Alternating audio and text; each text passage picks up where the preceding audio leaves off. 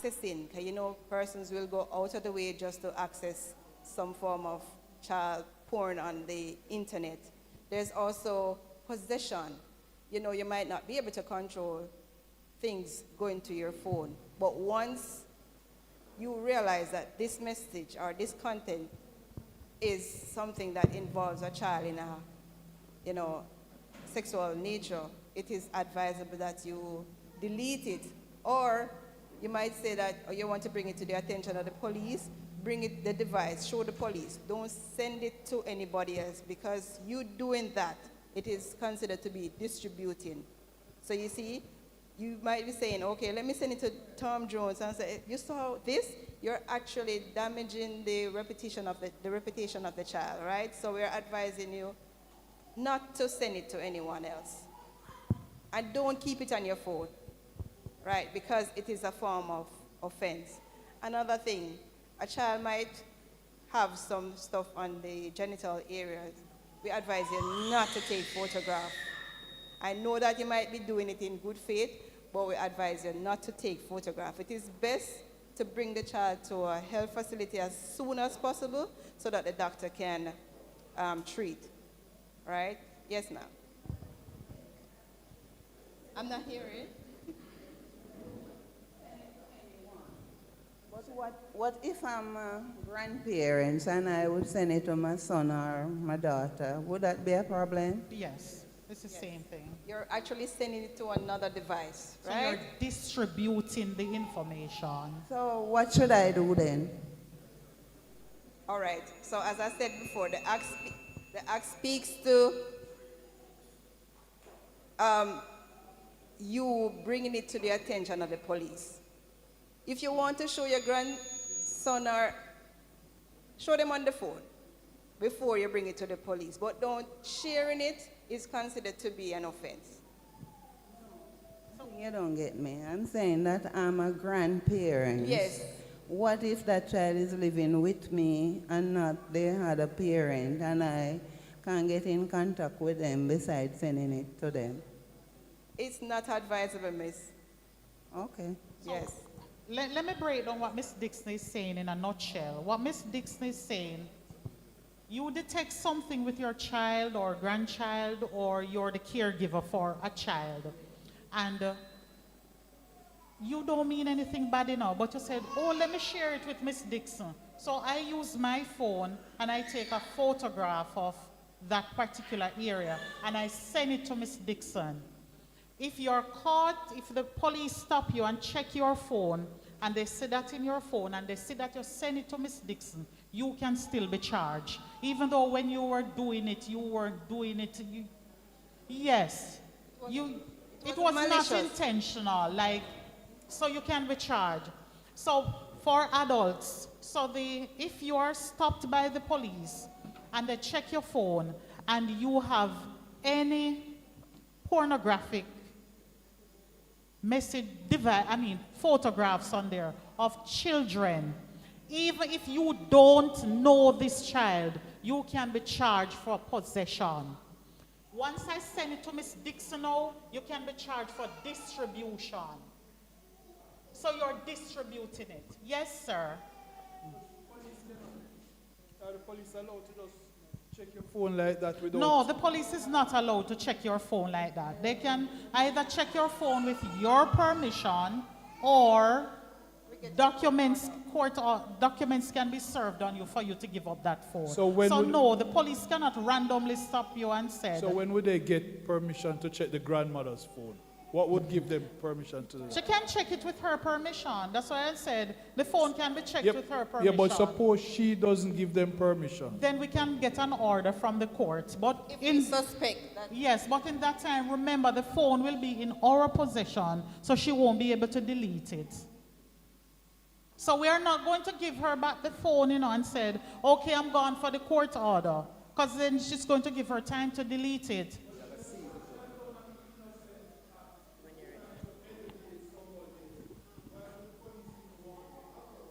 No, it's, what I'm saying, sir, is the law. The law said it, and that is why they said ignorance of the law is no excuse. So even if I am committing a crime and I don't know that it's a crime under that particular act, I can still be charged. Another example, what if her phone was stolen or lost and somebody was able to access her device and saw the photograph of her granddaughter area, right? Say for instance, the police didn't stop her, but she lost the phone and the phone didn't have any password or anything, and somebody had access to that phone, then she don't have any control of that phone anymore, right? So this is the reason why we say it's not good to have those things on your phone. Yes, sir. Yes, my question is, well, the same image that she has taken, what if she sent it to the doctor to ask the doctor's opinion as to what this thing is? You're not supposed to distribute it at all. It doesn't. Well, Well, that's a common practice. It is, but the act speaks to it, and it is an offense to do it. That is basically what we're saying, right?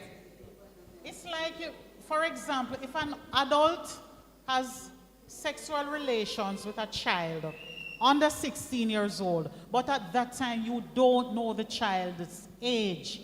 For example, some children are big physically, and this child will say, I am 17 or I am 18. And Miss Dixon look like 17 or 18. And I believe her. But when the mother brings the birth certificate, I see that she's 15. She's just big. And you said, oh my God, I did not know. Miss Dixon told me that she was 18. The police is still going to charge you for having sex with a child because it's what the law says. So even though you did not know, you're still going to be charged. It is just for you when you get charged now and go to court, you're going to use that for your defense. But me as a police officer, I cannot take that excuse from you that you did not know that this child was underage. Yes, sir. Something that happened that I saw a case, and I want us to listen carefully, brothers and sisters. We have a lot of classes going on, and persons are benefiting from those classes. But it's something that I experienced. When the person was charged for having sexual intercourse with under 16-year-old, and yes, the young lady was standing there, and the judge said, yes. But what due diligence did you do to make sure that she is really?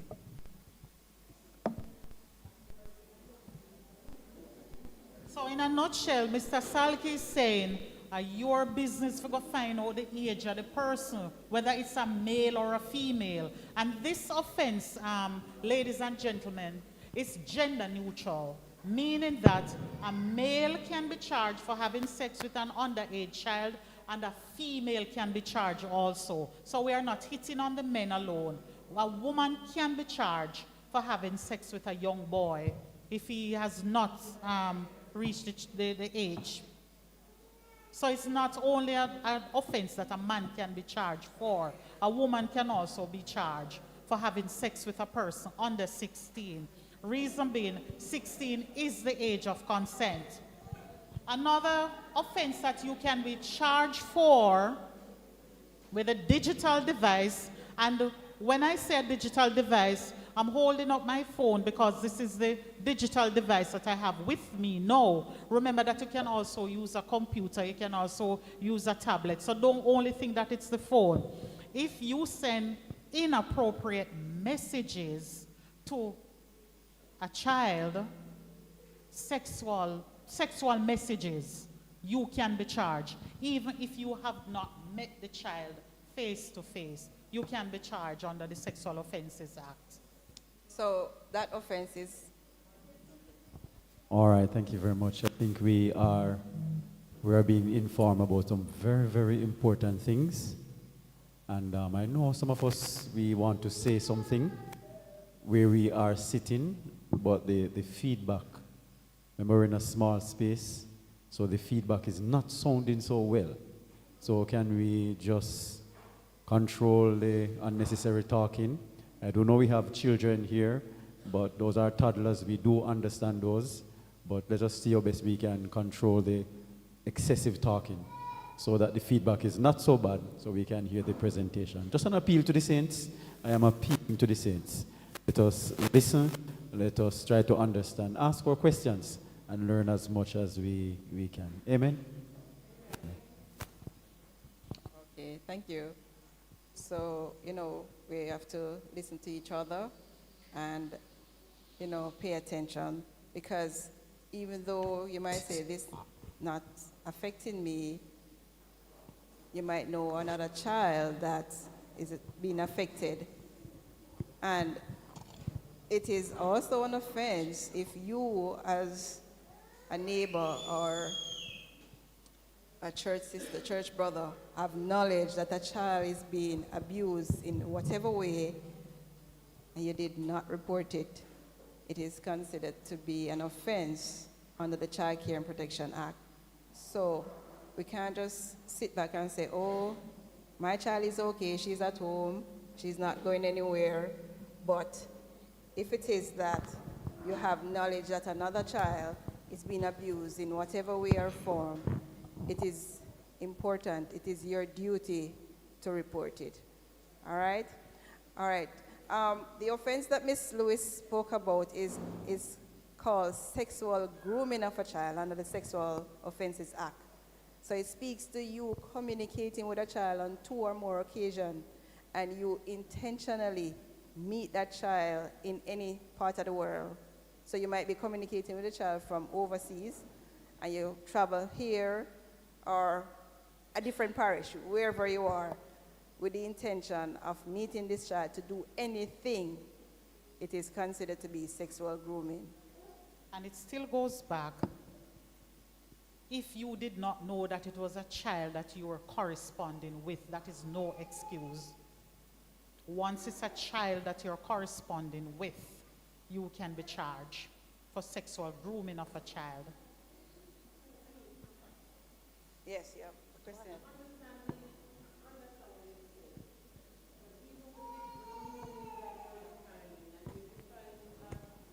Corresponding with the child more than twice on a device without even meeting the child. So you're telling me that a 14 or a 13-year-old smart one uses a phone with an adult picture on it and says they're 19, can send you anybody birth paper or whatever, you are still considered an offender? No. Let me make this clear, and thank you for saying that. Mm-hmm. This is an offense that only an adult can be charged for. No, that's what I'm saying. Mm-hmm. The adult, male or female, corresponding with that 14-year-old. Oh, you're saying... You watch... No, man. So you see the phone with the communication, and this 14-year-old claims to be... Is pretending to be... 29, yes, and send you one birth paper from the devil was a boy, whatever. And you see the chat. That is still something that you charge somebody for? You must have knowledge that the person that you're communicating with is actually a child. How do you get that knowledge? Right, knowledge is powerful. So you must have knowledge that the person that you're communicating is a child. So once we can determine that you know for a fact that this person that you're communicating with was a child, then you can be charged for the offense. And it's an offense that only an adult can be charged for. So a child cannot be charged for this offense. Only an adult. Yes, sir. So the adult has to go all the way to find out that he's dealing with a minor. Repeat that, sir. The adult has to go all the way to search and find out that that person he is trying to date is a 17-year-old person or 18. If they are eligible to be, you have to go all the way. You have to do your due diligence. All the way. Yes. If not, for instance, somebody's in Kingston and, all right, you're making the calls and how can you do that? Do you have to send for a copy of a birth certificate? As I said before, sir, knowledge is important. So if you have knowledge that the person that you're communicating at, if, say for instance, you started out thinking that this person was an adult, and somewhere down the line you found out that she's a child, and you continue the conversation, then it is considered to be sexual grooming. Well, if a person is that desperate to have a relationship, I think that person is a predator.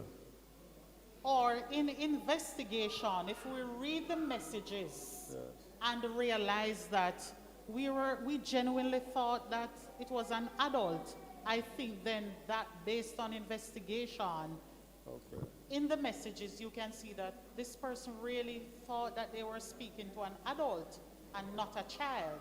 Okay, so that's the only... But if you met that person in person and have sexual relations with that person, you would be charged for the sexual relations once it took place. I don't think I would go into that direction where I have to be checking out a person You need on to check. 300 miles away or 200 miles away.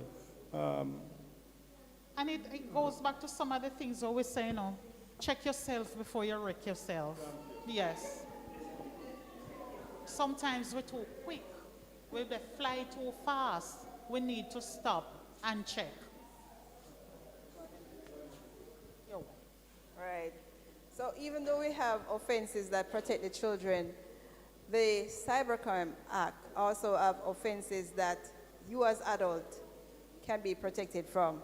You know, under the Cybercrime Act, it says use of a computer, could be a phone as well. Are we listening? Because we're getting a lot of reports at our stations, different stations that we work with what Ms. Dixie is going to be talking about. For example, you're in a relationship with an adult. This don't include children now. And during that relationship, we exchange nude photos because we are adults, we are married. And then the relationship break up now, and they say, all right, watch me and her. I go and send them out on the internet. This is what she's expecting. We're getting a lot of reports about these things. It's very embarrassing. So she's going to explain. Right. So it is the use of a computer or a phone or anything. It is called malicious communication, and you can be charged for it. So anything you post on social media or send it to someone else that causes any form of, it says, let me just read this. It causes any threat or obscene or intention to harass the person. Anything that causes the person to feel uncomfortable, right? So you might not post a picture, but you might say something on social media, tagging the person's name or sending a threat. It is considered to be malicious communication, right? So you might say something bad to the person, or as Ms. Lewis said, you send the person photograph to somebody else. It doesn't have to be on the internet, but you send it, you share it with somebody else without their permission. It is considered to be malicious communication. And trust me, even though you're in a relationship and you trust each other. So you said, we're going to video and we're going to do this. When that relationship break up, it's a total different person, I'm telling you. And then sometimes when we deal with these reports, the male or the female will come and they'll say, but as she sent me the picture, we did it willingly. Yes, but what are you doing with it? No. And remember, even for our young children, remember that everything is still in cyberspace. Even when you delete it from your phone and you can't get it back, it is still in cyberspace. Sometimes you will have difficulty getting a job because 5 years ago you made a video or you post something. It is still out there. It's on YouTube. It is still somewhere. Now, I am not that same person I was 5 years ago. And remember that society is not like God. God forgive us in true when we're sinning at the sea of forgetfulness. But society, I go bring it up back and said, no, Miss Lewis, this. Oh, she a go on like she has somebody know. And look here, in a 2018, you know, see her here in our video, our dance, and oh, she a go on like she has somebody. So that is how society is. They were going to resurrect it. So whilst God has forgiven us and throw it away. So we have to be careful. As I said, you delete it from your phone, but it is still in cyberspace. Another example I can give you is when we take our devices to be repaired. I remember a young lady took her cell phone to be repaired at a particular place, and she had some sensitive photos in her phone. It's her phone, and the person who was repairing the phone took the photos off. And he was calling the young lady, and he said, if you don't give me certain money, me I go send them out. So you know what I do? Sometimes I don't even bother to repair a phone or a device, you know. And I'm not talking about nude pictures. Sometimes I have sensitive info. The fact that I'm a police officer, we use our... Sometimes I don't take any phone anywhere I just buy a new one. I don't even repair it. Right, and what Ms. Green has shared with you, it is actually an offense in itself because you took that young lady photograph and threatened her to expose her photograph if she doesn't come to be in a relationship with you. It is an offense under the Sexual Offences Act. It is procuring violation of a person by threat. So what's the intention for you? It is considered to be blackmailing, but in Jamaica, the correct term is procuring violation of a person by threat. So you trying to threaten the person to say that, you know, if you don't come, I'm going to expose your photograph. If you don't be in a relationship, or whatever means, or, you know, if you try to get some form of money from the person, it is considered to be an offense, right? Yes, sir. You had a question over there? Yeah, I want to bring us back to the question that Doc raised earlier. Now, with the prevalence of telemedicine, they're saying, I go to my GP, and he makes reference to a specialist. And the specialist in Kingston or in Miami. Before I can get to them physically, ask me to send me a picture. You mean I'm doing something wrong? No, Of yourself? No. You're an adult. If you send that photo and the person you send it to use that photo against your will to do anything or to threaten you or that's where the offense comes in. You being an adult sending a photo to somebody else with your consent, it is not an offense. But if you take a photograph of a person under the age of 18, there is no consent for that. So if I took my granddaughter to the doctor with a similar, I said, no, you have to go see a specialist.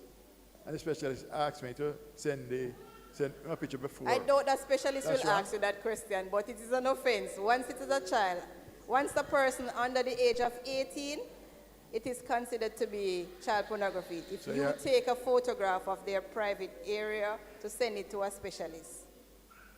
But I doubt that specialist will ask you that, because they know the law as well, and they know the rights. Okay, thank you. Yes. And we have to understand, too, that digitally, every day we see something new that is not in the law. I remember 24 years ago when I just came to St. James as a young police, we didn't have scamming. So we did not have a law dealing with scamming until years after when it became so prevalent, they had to come up with laws to deal with that. So our laws they have to be creating or modifying what we have to keep up with digital crimes. Yes, sir. You had your hands up. Okay. So we rely so much now on digital devices that there's an over-reliance on digital communication, and it can affect face-to-face interaction. Sir Salke, I can tell you a lot of us, we can't have a good conversation again, you know, because of the phone. We Google everything. We can't have a good conversation again.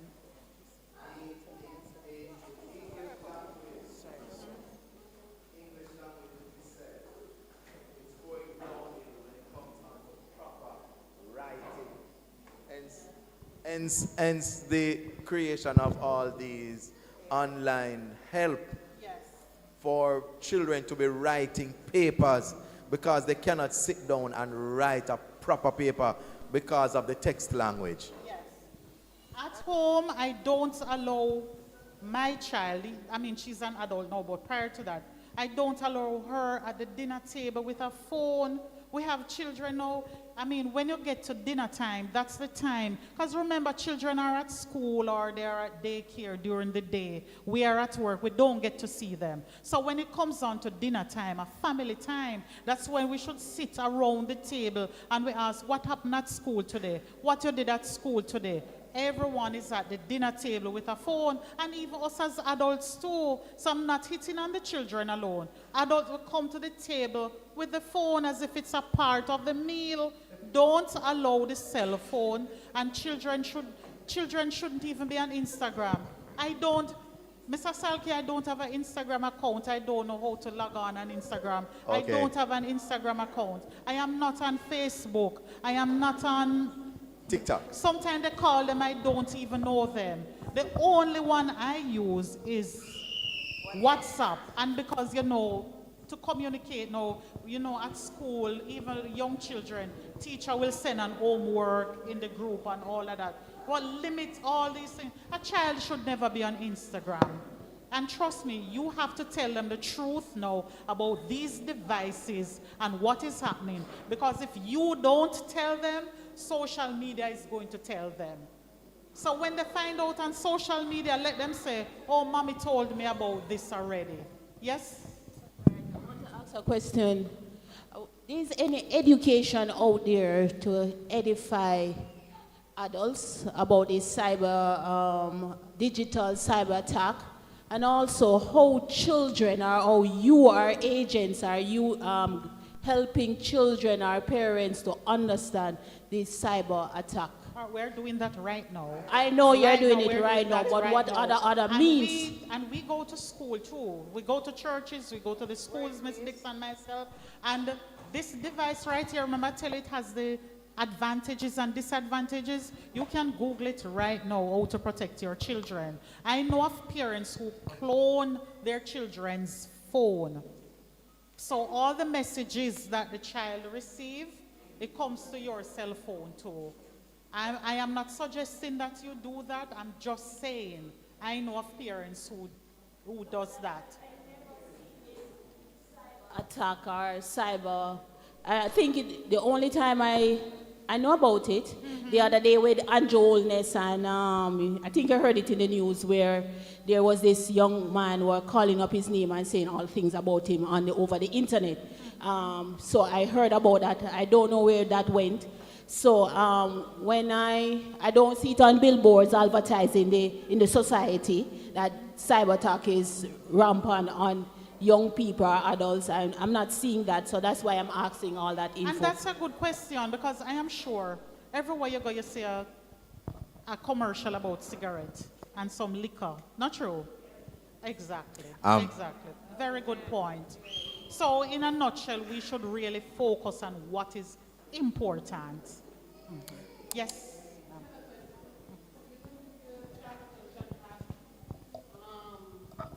Speaks to the privacy of the child.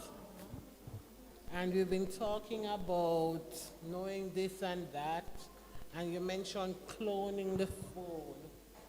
When is it a breach of privacy of the child? Because what is the definition of privacy or child? I can tell you, And the when do Child we go Protection beyond Act is that? old, or 2004 it was last revised. Yes. I think the Child Care and Protection Act was revised last in 2004. Now check from 2004 until now, how many upgrades the phone and how much new. So maybe back then, for example, I can tell you one of the rights of a child is to even choose them own clothes. So can you imagine you allow your child to go shop for him own clothes and him come home in some things like that? You understand? So there's a limit. So yes, even though they have their privacy, you must know how far as a parent, because remember, every child is different, What applies to your child, the same law applies to mine. What is the way you tweak it? Because I can give my child one look and she know that she will stop it. Another child, you might have to give them a little slap, and they stop.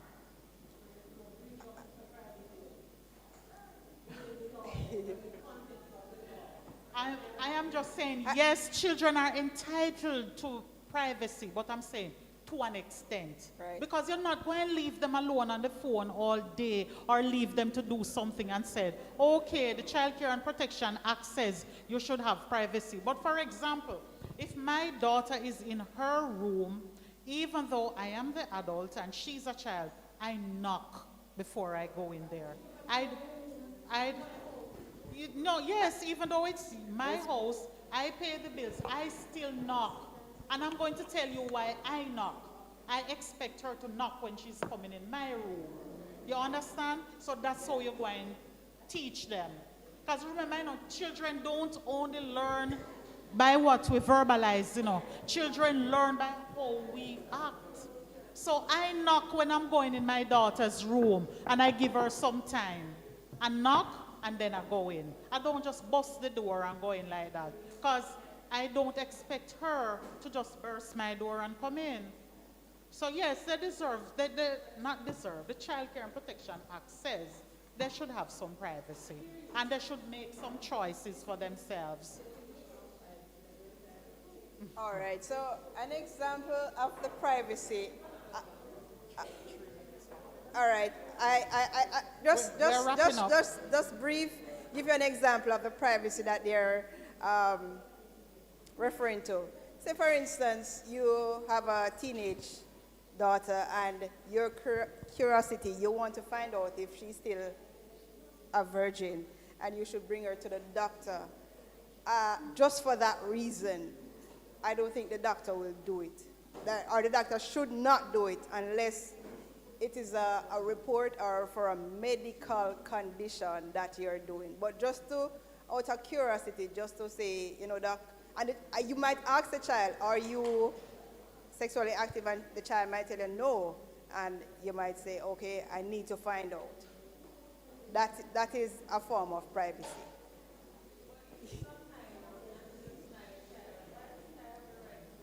But what if you asked her and she said no? Well, I know, but that's their privacy in that sense. Somebody, we are wrapping up. Someone had a hand up. Yes, sir. Yes, for me, that's exactly the same one I wanted to bring to your attention. Listen up. That is one that I've faced from time to time. I'm Dr. Miller. Yes, sir.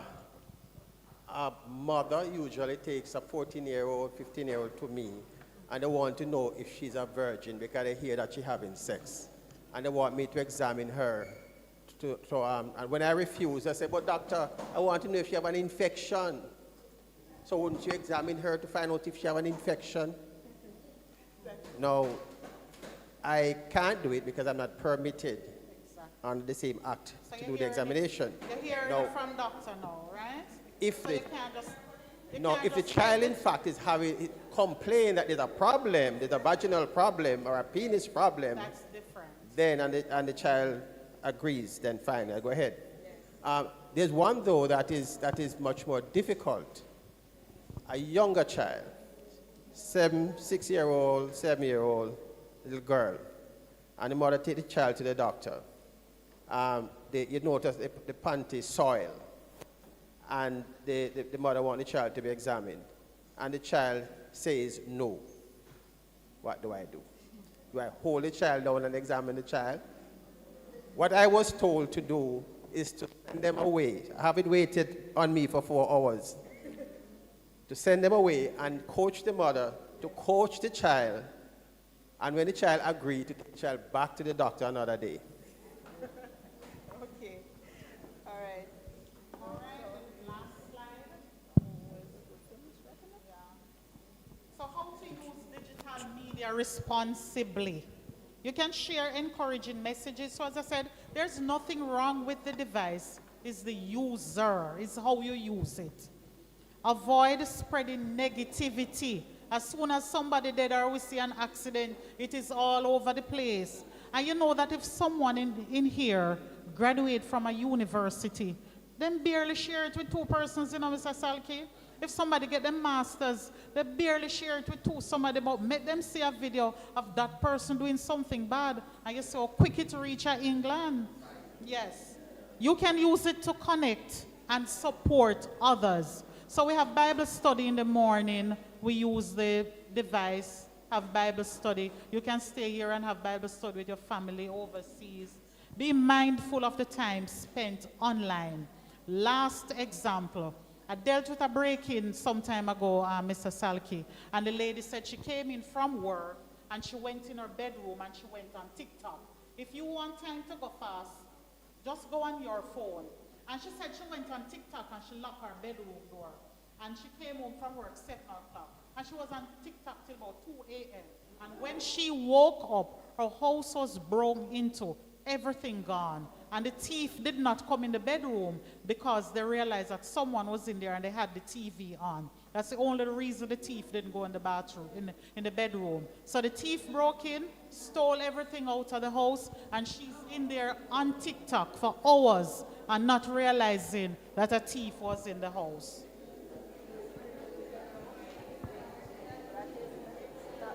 All right. One more question. Yes, sir. It's not a question. Not a question, it's a clarification. Yes. Doctors cannot tell if a young lady has had sexual intercourse. They can't do a physical examination to determine that, right? And the second question, the question I have to ask though is this. If a 15-year-old and a 15-year-old have sex and she gets us SDA, and the parents decide not to push charges, is anybody liable because they have that knowledge? All right, Ms. Dixon is going to explain to you what is put in place when two children are sexually active, as long as it's not force, it's not rape. So she will tell you, because what happened is they want to keep children out of the criminal court system. So once for example, two 15-year-old child is involved, Ms. Dixon will explain the child diversion to you, and then we're done. All right, so, but first let me say, yes, you are correct that a doctor cannot say whether a child is sexually active. What a doctor can tell us is whether the hymen was broken, but he will not be able to say what broke that hymen. So you are correct. As it relates to the two minors, it is important for you to report it just the same, even though you might say that, you know, they are minors. The access that once you have knowledge that children are being abused, you are to report it. However, you can make a stand to say, I don't want this to go in the court. Both parents will have to agree. It is no, both parents will have to give their consent along with the children, because you might say you don't want to go with this, but one of the child might say that, okay, I want it to go before the court, right? So if all the parties involved says, okay, we don't want to have a criminal matter put before the court, what we will do is that we will refer both children to the child diversion program. I think as it relates to the 16-year-old, because he's over the age of consent, he would be, or she would be referred to the child diversion program. If the child is under the age of 16, what we'll do is to refer her for counseling at victim services. So once you are able to give consent, it is considered that we can refer you to the child diversion. But if you cannot give consent, then you're referred to victim services. So under the law, both can be charged, you know. If two 15-year-olds are I think sexually he said 15 active. and 16, just to be correct, or are you saying 215? He said 215. 215, yes. oh, sorry. So both will... Yes, both can be charged. But as I said, we have the child diversion program where you don't want to clog up the court system. So because they are children and they are in a consensual relationship, which by law they cannot consent. Instead of charging them, we divert it from the court. So it's not that we're throwing it away. It is a program that we have counselors there, you know, from different agencies that will counsel these children so that they don't fall into the same situation. Yes. Yes, I'm sorry. I think I didn't understand that there because from my understanding is that a child cannot consent to sex. So when two underage persons involved in sexual activities, where does the consent comes from? Because they can't either cannot consent. Well, the Act speaks to children above 16. Pardon? The Sexual Offences Act speaks to children who are 16 and above who can give consent. But how about a 14-year-old, two 14-year-old? No. Once. But it really happens. So, Doc, What do you do in that case? So if two 14-year-old, the boy and the girl, they're both 14-year-old, Yes. they're sexually active.